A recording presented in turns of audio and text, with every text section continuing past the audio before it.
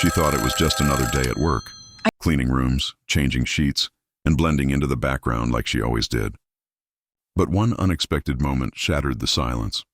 A phone call, answered in perfect Dutch, in front of a wealthy guest who wasn't used to seeing a black maid speak his language. What followed was more than curiosity. It uncovered prejudice, power, and a truth that couldn't be ignored. How could a single phone call expose so much about privilege, judgment, and the weight of skin color? This is the story they never expected to hear.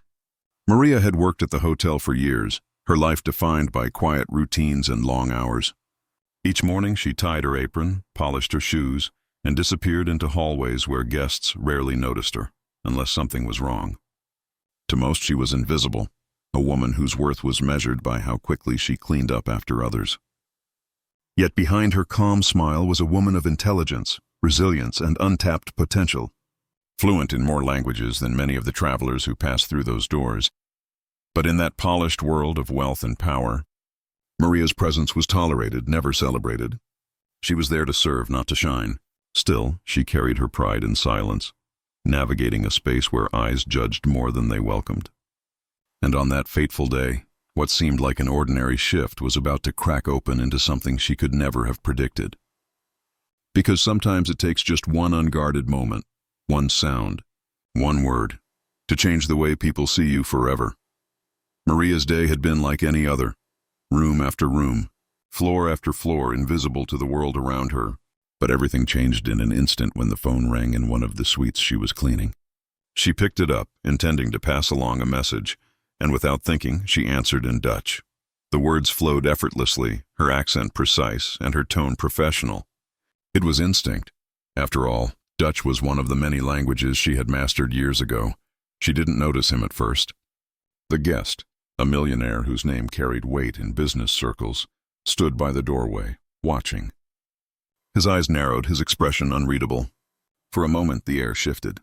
Maria felt it. She had made herself visible in a way she never intended. The silence that followed was heavier than any insult she'd ever endured. When he finally spoke, it wasn't curiosity she heard. It was suspicion. How could a maid, a black maid, possibly speak Dutch? His questions came sharp and cutting, dressed up as surprise but laced with doubt.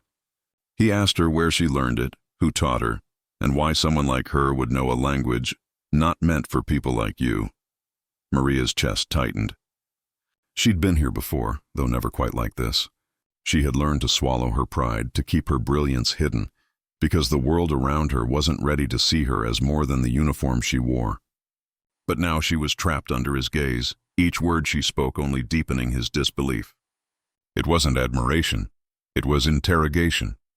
He followed her down the hall later that day, his footsteps echoing louder than they needed to. Other staff noticed but said nothing. In hotels like this, money silenced justice. Maria felt the weight of every stare, every whispered doubt that clung to her as rumors began to spread. The maid who lied, some said. She's pretending to be something she's not. Others whispered. It didn't matter that she had studied for years, that her gift for languages was as natural as breathing. In their eyes, she was stepping out of line. The whispers grew louder. Small acts of cruelty followed, a shift change without explanation. A supervisor double-checking her work, finding fault where there was none. Guests who refused to let her into their rooms because they'd heard stories. What began as curiosity had turned into a quiet campaign of humiliation. And yet, the millionaire's interest didn't fade. It only grew darker. He began requesting her specifically to clean his suite, lingering too long in the room, pressing her with questions that felt less like conversation and more like a test she was doomed to fail. Say something else, he'd demand. Prove it wasn't just an accident. Maria's nights became restless. She replayed the moment over and over, one innocent phone call that had shifted the ground beneath her feet. She knew where this road could lead. In places like this, power was never neutral. It judged, it punished, and it reminded her over and over of her place. What she didn't know was that the breaking point was closer than she imagined. One more encounter, one more demand, and everything would unravel. The question was no longer whether she would endure the injustice, but how much more she could take before the truth was stripped away for everyone to see. Maria had grown used to the stares, the whispers, and the unspoken judgment. But nothing prepared her for the moment the millionaire summoned her directly to his suite. It was late, far past the hour when she should have gone home. Still, her supervisor's voice made it clear. This wasn't a request. Room 1203 now. Her hands trembled as she pushed the cart down the quiet hallway. The hotel, normally alive with chatter and footsteps, felt eerily silent. Each step echoed louder than the last, her heartbeat keeping time with the wheels of the cart.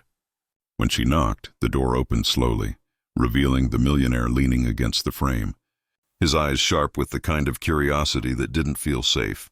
Inside, the suite was dimly lit, the curtains drawn tight. He wasted no time.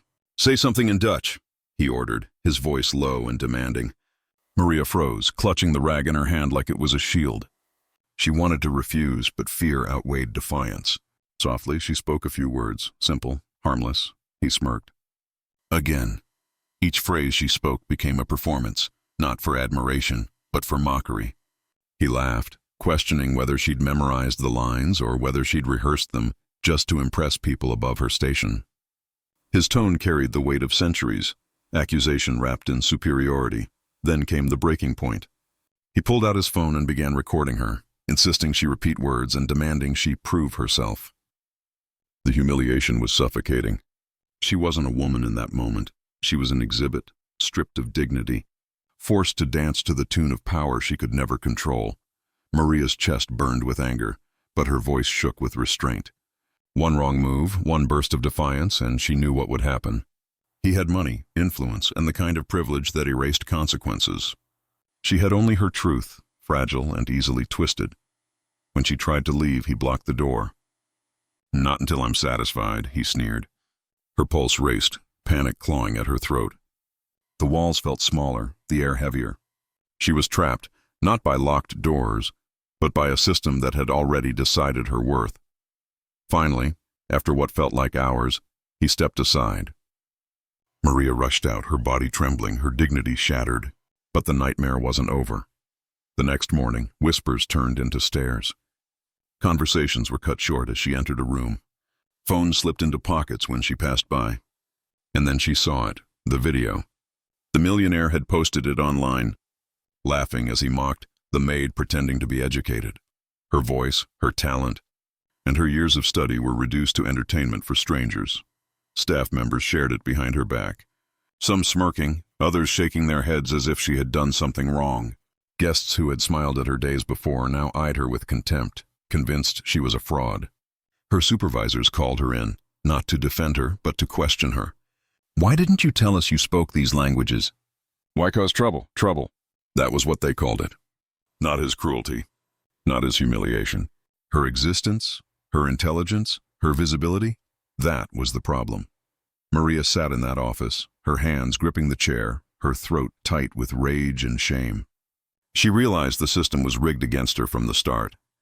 It wasn't just about a phone call in Dutch. It was about a world where her brilliance was never meant to shine, where her dignity could be stolen with a single upload, and where the man who humiliated her walked away, applauded, untouchable. Her world was collapsing. Her job hung by a thread. Her reputation was destroyed. And yet, as she left the office, she felt something shift inside her. Fear was still there, but it was burning now, not paralyzing. She had been humiliated publicly, stripped of her humanity in front of strangers and peers alike. But in that breaking point, one truth echoed louder than their laughter. They wanted her invisible, but they had made her unforgettable. Maria didn't quit. Not that day, not even in the days that followed. She kept working, even as the whispers burned holes in her back and the stares sliced through her pride. The millionaire left the hotel, moving on with his life, his reputation untouched, his power unchallenged. For him it was entertainment. For her it was trauma. But trauma has a way of shaping people. Maria refused to let that night define her in silence. She began to tell her story, not to the supervisors who doubted her, not to the guests who mocked her, but to people who would listen. A church group, a small community center, friends who carried the same scars and the same bruises hidden behind uniforms and polite smiles. And in telling it, she discovered something powerful. Her humiliation wasn't just hers. It was part of a pattern, part of a story repeated across generations. The video that had once shamed her became proof of what she endured. People who saw it online began to question, not her, but the man who mocked her. Some called her courageous. Others saw themselves in her struggle.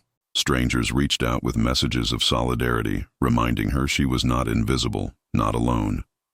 Maria's life was not magically fixed. She still worked long hours. She still faced prejudice that no single story could erase. But she walked differently now. The weight she carried wasn't just pain, it was purpose. Her gift, her intelligence, her very existence in a world that tried to reduce her. These became acts of defiance. And that is the heart of this story. Because Maria's humiliation is not an isolated event. It is a mirror reflecting the countless ways racism steals dignity in everyday life, in workplaces, schools, and streets where silence is expected and brilliance is doubted. So the question is not what happened to Maria. The question is what happens next for all of us. How many more voices will be silenced before we choose to hear them? How many more talents will be hidden away because of the color of someone's skin? And how many more times will power protect cruelty instead of justice? Maria's story is not meant to fade. It's meant to confront us, to make us uncomfortable, to force us to ask, when we see injustice, will we look away, or will we finally refuse to be silent? Because dignity should never be a privilege. It is a right. And until every voice is valued, until every person is seen for who they truly are, stories like Maria's will continue to echo in the halls of our world. The question is, are we ready to listen?